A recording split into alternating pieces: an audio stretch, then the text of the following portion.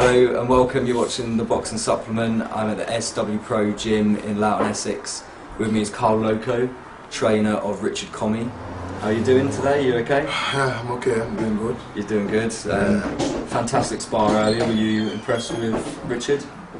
Yeah, I'm impressed with Richie. I mean, we know what we are doing and the kind of workout we are doing, so I'm impressed. Yeah.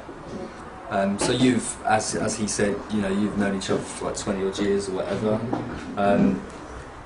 Were you a boxing fan before, you know, before training Richard? How did that meeting come about? Yeah. I mean, for the first place, I'm a boxing trainer for back 96.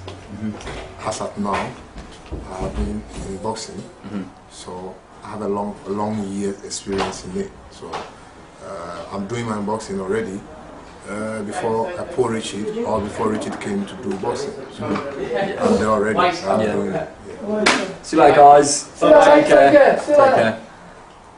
And there goes Louis. Good competition today in the ring. So Richard being a footballer first, was that his passion, and then you were like, come on, look. Yeah. For the first place, like he was saying, I know Richard for a long time. Because that is what I normally do. I normally tap talents, especially talk about football and boxing. Yeah. You know, because somebody can do something good, but from the beginning he don't know where he can go. But somebody have to tap it, like say, hey man, come here, you can do this. So keep doing it. So I have a lot of them, and I took them to a football team. Yeah, for them to, because I can see they are good in that, they can do it. So they need a trainer, a coach who can work on them. So I took them to the team, see their parent, and I start pushing them from there. When they were young as 11 to 12 years, 13 years, I just push them to go and start doing their own career, what they can handle in the future. So I know him for a long time. And it's like he was saying, it's like simple. After football, enjoy kickboxing. And you know, kickboxing is not all that popular in Ghana, like, you know, So I can see this guy still want to do something in life. And so far as he's a talented kid, I just need to push him still. So yeah, fine. I'm still here. Best thing I felt, come, let's do the boxing, and I will know you can do better.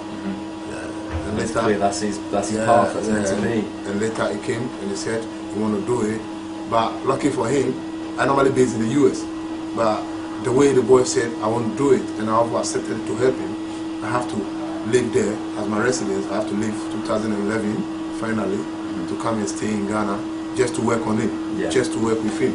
But he's not alone, because I have my boxing gym in Ghana with a lot of talent, about 12 professional boxers. And I mean, a lot of key talents in the gym back home. That's Bronx boxing gym. I have been doing this for a long time. So I started working with him from that time up to now. And since he started, from the beginning up to now, excuse me to say, another trainer I've not trained him. I've been doing it, everything as of today. And I know he can do it. And I know the kind of stuff I have to give my boxers is different from what everybody is doing. Because boxing is there even before I was born. People are doing boxing good, better than what I think I can do. But I have to come in a different way to make the game more interesting. If not, there is no way you can penetrate. So that's the difference. So I think Michael was mentioning Joshua Clotty has sparred with as well, who's a light middleweight. That Richard can spar with him. I mean, yeah, man. You know what? It's not easy to spar like that level, because if you check Richie, just joined boxing from amateur to professional. It's 4 years now. And let's see, going there to spar someone like Joshua Clotty, not in the joking way, that Joshua was throwing everything out, doing his best to see what this boy can do. Because as far as you choose to spar with a champion, then you know what you want. You're the champion, So Joshua was not joking with him at all, and I know Joshua is not going to give him a resting time, but I took him there because I know the work I've done with him. That's why I took him there. And I will not say he was doing better than Joshua, no, but he was doing his best. I mean, he was able to contain himself, to pass through all the rounds or whatever rounds we were doing for sparring. And everything went on well. So even that tells you it's very great to spar immediately with a world-class beater. He's been in, obviously, he's been in there with some great competition. Just before we finish up, what would you say? Obviously, the standout thing about Richard Clotty, just to look at on paper, is the knockout record: 17 fights, 17 knockouts. Yeah. What would you say is his best attribute, other than the power that he is knocking out people? Is it speed, footwork? What would you say is what impresses you the most? No, it's more about the technical ability, the way he throws punches. Yeah. I mean, like I said, you need to do certain things that people have not been doing all the time. Then that will make you different. That will make you unique. If not, if you be doing the normal thing that people know, then there is no way you're going to cut somebody with any kind of punch. When you are watching Richie, you don't see something great, not special, but it's always going. You understand me? You don't expect to see him fighting like Mayweather or fighting like, these kind of big guys or something like that. But he's also coming out with a different way of fighting. That is the way all my fighters back home used to fight. Yeah. That is the way I try to put them up. So that's what they have been doing. I think that was evident today.